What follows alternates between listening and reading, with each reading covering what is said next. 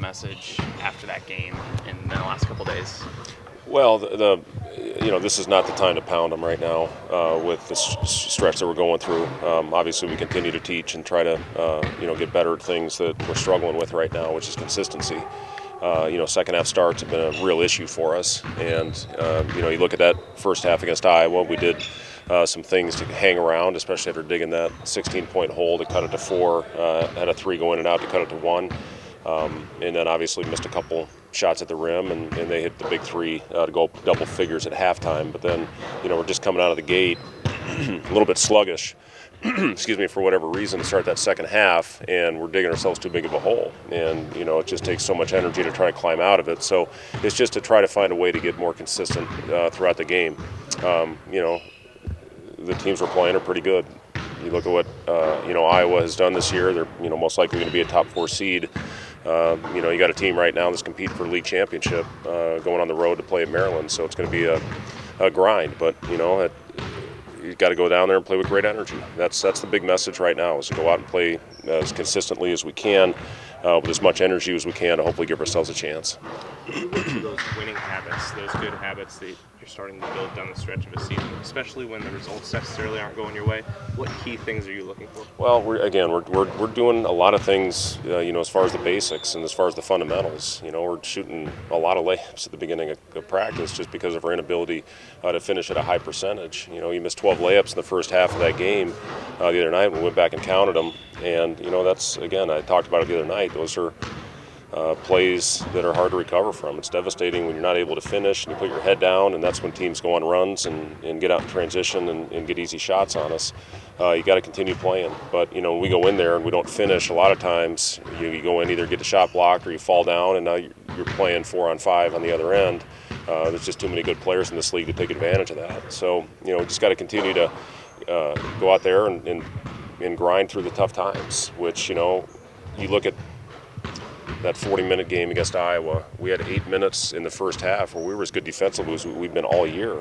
Deflections and activity and hands on balls, contesting shots, turning them over. We did a lot of good things in that stretch, but it's just not enough of that right now. And that's what we're trying to build, is to get that consistency, especially in the defensive end. When we have good energy on that end, that leads to good offense for us, at least good opportunities, where we're getting shots at the rim or getting open threes. The other thing, we were 1 for 10 from the three-point line in that first half, and again, still in striking distance. So we had to do some good things defensively. Second half was a disaster. We were awful defensively, and a lot of that had to do with our inability to score the basketball. What do you make of all those missed layups? Is that you guys? Is that the size? What is that? It's a combination. I mean, we're missing some where, there's not a body within 3 or 4 feet of our player, and there's a frustration level involved in that. It's a frustration level with the guy that makes the pass, with the inability to finish, and obviously the guy that misses the shot. A lot of times, put your head down when you miss an easy point blank layup like that.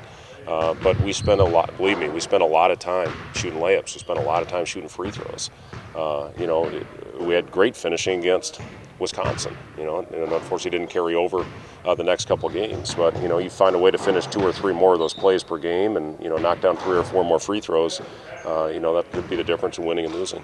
I know Gervais gone through a bit of a roller coaster this year. How nice was it to see him bounce back and provide that spark he did? Yeah, Gervais was really good. I thought he was the guy that really got us back in that game the other night. He and Cam had a good little chemistry going against the zone. Gervais did a good job playing the little short corner area and finishing at the basket. It's one thing he can do. He can really finish when he gets the ball inside. So, it was great to see. He's stayed positive throughout this whole thing. When he was out of the rotation. And now that he's back in it, he's done a good job taking advantage of minutes. Do you have a sense of Hanif's injury and how long he might be out? Hanif has not done anything the last 2 days as far as live. He was able to get out and jog a little bit today, but he's still really tender in that calf area. Bert's home today with the flu. We're not sure if he's going to travel with us or not. He's going to try to get in and see the doctor right now. So if that happens, next man up mentality. Go out and hopefully take advantage of the minutes. Do you feel like with either Gervais or with either Hanif or Deshaun that Gervais might sneak back into the? We'll see. We're still evaluating it. We switched the lineups around today, but we'll see what happens. We'll get an opportunity to go over there get a workout in tonight. Hanif's going to go over and try to push it a little bit more, and then with the 8:30 start tomorrow, gives him a full day of treatments again, to hopefully be able to give us something.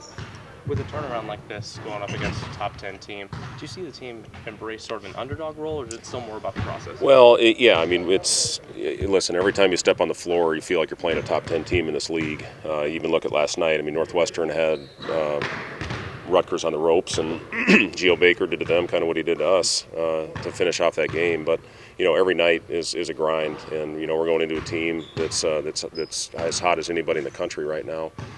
So again, it's about going out there and hopefully playing the right way, building the right habits, and giving ourselves a chance. Since you're going up against all these teams that are kind of established in programs and whatnot, do you point to them, to your team, and say these are the things that they're doing that we need to do? Or Not so much programs. Maybe more individual players. Like when I watch film with Ivan, when he's going up against a Luka Garza, I just talked about how hard he plays. And when Luka was a freshman, he didn't have a huge role. I mean, he still played, but Ivan right now as a freshman is being thrust into a role because of the makeup of our roster. But you can talk about the individual player and what they're doing. Look at Cam with how Cowan has grown as a player to be one of the top point guards in the country right now. So it's more about the individual players, I think, that we're looking at.